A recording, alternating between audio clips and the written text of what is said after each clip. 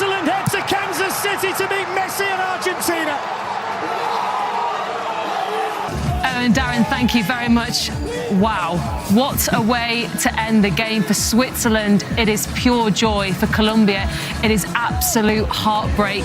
But at the end, Switzerland better at the penalty kicks. They did. Mikel, you called it. You went with Switzerland. Look, I think, Colombia, we didn't see the best of Colombia in this World Cup. And they just couldn't get some things going. They had some chances that they could have, pounced on and some opportunities. But, yeah, at the end of the day, penalties are psychological and Switzerland are going through. I think the happiest person on the pitch right now is Akanji. I mean, to step up again, he missed in the Euros. And to step up again, and he missed it today. He must be so happy for his team. I think he's buying the beers tonight. Well, credit to him, though, to still have the courage to step up, because it takes courage to step up and go and take those penalties, and he still does it. But I must say, I must agree with Carly. Heartbreak for this Colombian team. They didn't play particularly well so far in this tournament, but if you look at it overall, I think the better team so far in this tournament has gone through. I think Swiss, they deserve to go through in this tournament. They've played well in this tournament. Not particularly well today, but they've deserved to go through and be in the next round. But credit to this team. Some brilliant players, experienced players. Granit Xhaka today, I thought, played really, really well. And we saw some really good penalties as well. And Switzerland, they don't deviate from their structure and they stay compact, they stay disciplined. And at the end of the day, they didn't score any goals, but they got the job done. It'd be heartbreaking for Colombia, especially the fans, and Colombia Argentina would have been a fun match to watch. But and Switzerland in the quarterfinal. Yeah, they're in the quarterfinal for the first time since 1954. So, and you can. You can excuse Murat for lining up his team the way he did today, because this is about him. They love him, by the way. They absolutely love him in Switzerland. Still not moving. Look at it. Yeah, I know, it's brilliant. That hair is fantastic. That's what you need, Peter. One of my best friends knows him, so I'm going to ask him what he's using. And then I'm going to tell you. But then you use it. But he's lining his team up today to get through to the next round. He's not lining the team up to play a beautiful game. This is all about getting over a hurdle, and they've done it today. And this guy here, Xhaka, I mentioned him before the game. Apart from that, nearly gave the ball away, nearly gave it away at the end.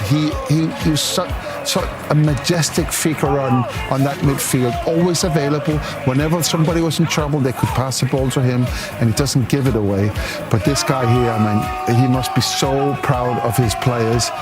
They got it over the line. I don't think he played for penalties, but I don't think he was far off. How much the fact that Colombia pushed them all the way to the end, is this going to affect or help Switzerland going into the game against Argentina? Again, psychologically, the same thing I've said about Argentina. When you win tough games like this, when you come through difficult games like this, it gives you a bit of confidence, the belief, knowing that you can go through difficult times in games. And when you come out of it, it builds such a chemistry between the teams, such a massive belief. And they will take that into the next game, coming up against Messi and Argentina, which is going to be a very, very difficult game. But both teams are going to come out and attack. I don't think it's going to be the same game that we watch today. I think we'll see some, individual brilliance when you have Messi and then you have Xhaka, who's going to be trying to run the show in midfield. But again, it's going to be a really good game to watch. It is. That's going to be. I think it's going to be a very interesting game on a lot of different other levels. So what we've seen with Argentina so far in the knockout stage, they played Cabo Verde, who pushed them all the way, and of course today Egypt, they pushed them all the way as well. It's a fantastic finish to the game, and credit to Argentina how they got back in that game. But we've also seen Switzerland today, that well-organized, really sort of stubborn team who can go out and do something that they set out to do before the game, and that was to make it very difficult for Colombia. And if they couldn't steal or nick a goal themselves, at least that would keep them from scoring, and then you gamble on taking it into extra time and penalties. And that's what this Switzerland team can do. So that's going to be interesting to see how that's going to play up against the current world champions. Okay, so Switzerland getting the job done on penalty kicks, which means the 4 quarter-final matchups are now set. The final piece of the puzzle. Switzerland will head to Kansas City to face Lionel Messi and defending champions Argentina on Saturday night. So the Fox moment of the match, sponsored by Ferrero Rocher. It's actually 2 moments. Gregor Kobel's save on Cucho Hernandez.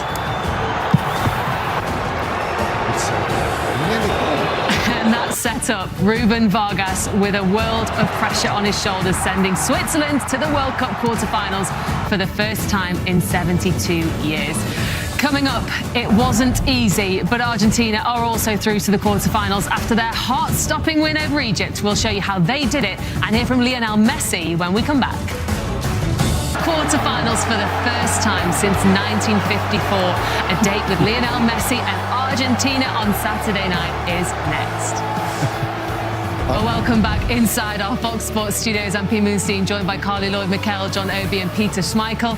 Well, the quarterfinals now set after Switzerland's victory over Colombia. Let's take a look back at the highlights from Vancouver, because there was not a huge amount in this game, but it was a very, very tight one, wasn't it, Carly? It was tight. We thought it was going to be tight, and this was an early look here. Puerta with a great shot, heading for that upper corner, but goalkeeper makes a really good save on that one.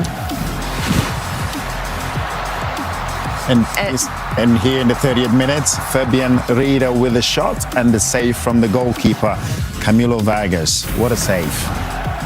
We talked about this going into extra time, and maybe something would happen. And a little bit did happen, you know. Here we see it hit the bar, and then we saw not long after that this shot. This is quite funny when we see it from a different angle, when we get an idea of how much this football is moving in the air. It's going everywhere. And Gregor Kobel, well, he just gets something in the way. Just has to get in the way of it. And this was a good save here. Another good save. Goalkeeper showing up big in this game. This for me, I mean, I said Xhaka is my player to watch. Oof. Not for that. I mean, he makes one mistake in the whole game and it nearly cost the game for Switzerland. But this was the second penalty for Colombia. You know what, Pien? When you decide to hit them hard, which I fully support, that's how to do it. You know, don't do that. Don't make that little stop halfway. Don't confuse yourself. Just take the run up, hit the ball. You know, and this for me is, I mean. This is where Switzerland got the advantage. This is where Switzerland got the advantage, you know, and Gregor Kobel. And this is what you want to do. You want to save one and then hope that your teammates puts them in the back of the net, and they did. Switzerland are through, and congratulations to them. What a moment as well for Ruben Vargas to score that final penalty for Switzerland, because the pressure on his shoulders as well, knowing that he can send his nation through to a quarterfinals to face Argentina for the first time in such a long time. Those celebrations for him, what a feeling that was. Yeah, it's about the composure. It's about you just being cool and knowing exactly what you have to do, because that is the last penalty. If you win, if you score that goal, you know, you're through. So for me, the pressure was high for him, and for him to be so calm, cool and composed and just slots it, you know, in the back of the net was just superb. And to see the celebration there, it just means a lot to them and to the whole team. Like I said, I think they've done enough to be the team to go through for me. What do you think we learned about this Switzerland team at this stage of the competition? Just like we've been saying, you know, they do what is needed in order to advance. It's nothing spectacular. You know, they're not giving up, you know, a lot of goals, and they're staying compact. They're staying organized, and you can see the togetherness, I think, of this squad. I think managers doing a really good job of doing what it takes to get to the next level, and they're not going to make it easy for Argentina. No, I don't think they will. I think they've got good players in that team. I don't expect Switzerland to go win the World Cup. I don't think they have that kind of quality. But as a team and as a group of players, they are very, very strong. You know, there's a couple of injuries. Very, very important players are out for this game, and yet they went on and got the job done. And as I said it before, I can't wait for Saturday, you know, when they meet in Kansas when they meet Argentina, because this is going to be two completely different philosophies and styles of play. So what's gonna take them over? Whatever system's going to take them over the way or the line. But this is so very un-Swiss, you know. The Swiss people are so structured and clean and steady. This is beautiful. I think watching Argentina's previous matches too, with Cape Verde and today against Egypt, is going to give them a bit of confidence, knowing how many goals they gave up with some of these teams as well. Yeah, but for me, this Swiss team, every time you watch them, they're a very awkward team to play against. You never know exactly what you're going to get from them. Yeah.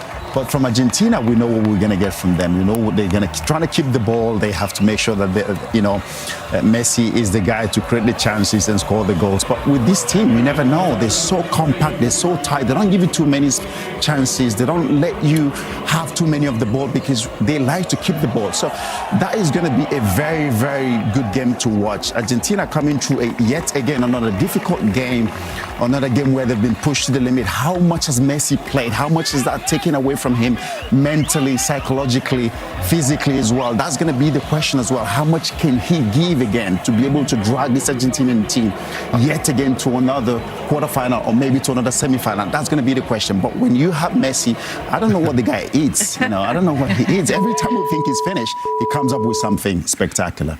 But Argentina is very, very complete in the way they play. They attack so well. We see what we're going to see in a minute, how they scored their goals. I said before this game that my worry with Argentina is how they defend. They don't look so solid. The 2 goals they give away today, for me, should have been prevented. And if there's a team who can take advantage of that, well, I don't think it's Switzerland. I don't think they have that. They can't turn the game over as quickly as Egypt did today, for instance.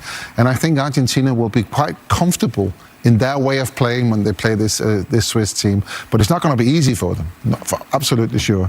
OK, well, it wasn't easy for Argentina earlier today. Let's have a look at the highlights from the game against Egypt, because, I mean, what a start it was for Egypt in this game. They had such an early goal, Mikel. Yes. With this one, just to set the control. Yes, the cross here from Marwan Atia and the header from Yasser Ibrahim. What a goal that was.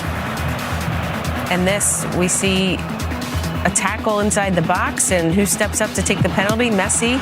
He did miss a penalty in the World Cup before. It happens. It happens. I've missed a couple. He's human. He is. So Egypt with the advantage at this point, and then... This is where I'm confused, because we see what happens here. This is brilliant, by the way. I love this run. Look at this confidence. Little nutmeg there. Then you take it in. This is a goal that every coach wants to see, isn't it? And then look at this pass here. What a great pass. I think the goalkeeper's a little bit slow to come out. Doesn't matter, because that's a foul. Yeah, that is a foul given by VAR. They called that back. That far back confuses me. What's what when we get to VAR. And this one here, brilliant goal from Zico. Just again, I mean, Egypt, they were very, very good on break today, and I must give them that. You know, here again, we can see the goal here from Romero. This is the comeback was on. Yeah, the comeback one here. I mean, just superb. Yeah, and then, you know, Messi just, again, on another planet, doing what he does best. I think he was unhappy he missed that penalty, and you could just see in his eyes he was not going to let this game slip by. And this is the moment they won it. Yeah, Fernandez. I mean, we've talked about a lot of players coming in, chipping in, not just Lionel Messi. And we can see that Fernandez coming in and with that header to get them through, to score that 3rd goal that they needed. And you can see what it means to the greatest player of all time, you know, emotional. He still wants to win the World Cup. Winning it the first time, he still wants to win it again. That's what it means to him. Let's hear then from Lionel Messi after this game. Yes, I think it was a relief for everyone because of how the match went, because it's not easy to come back from 2-0, but as I always say, this group never gives up and tries until the end. We were lucky to score Kuti's goal quickly, and we still had time. Hey, we were able to turn it around, and in the 90, it's crazy what this group did today in this qualifier. The celebrations there at full time with Lionel Messi, and the relief, you could see it on his face as well when That's they not his managed voice, to get. though, is it? No. I think that I must say his English is very good. Anyway, but on Lionel Messi, I mean, could he be getting into double digits now that this tournament is going to be extended for him? You know, we've seen this player over so many years, and he's done so many brilliant things. But what we learned about him in this World Cup is don't make the GOAT angry. Don't. Because he was angry today. He wanted to do that last 15 minutes. His influence, what he did there was unbelievable. And of course, you feel he's going to score. I was sat next to you watching the game, and I'm texting Jewel Breach, who's at the game. I said Messi will score, and then you had to press send, and then 10 seconds later he scored. You just know that, and that's the quality of this player. Is there any better in the world? I don't think so. No, I don't think so. I mean, not just the way he played today, and if you watch the game, you can see him running back at some point during the later stages of the game, chasing people down, trying to make sure things happen. He knew he missed the penalty early on in the game, but he wanted to do so much to bring this team again back into where they belong, which is to make sure they qualify for yet another quarterfinal. And you can see here the tears, the emotion is just unbelievable. I mean, back-to-back games of having to claw their way back in. I mean, it's pretty amazing spectacle to see, because I think when you fight so much throughout a tournament, it does set you up better in the later stages. But what I love seeing is the rest of the team stepping up, scoring goals, and a little shaky defensively. I think on the transition moments, teams can capitalize.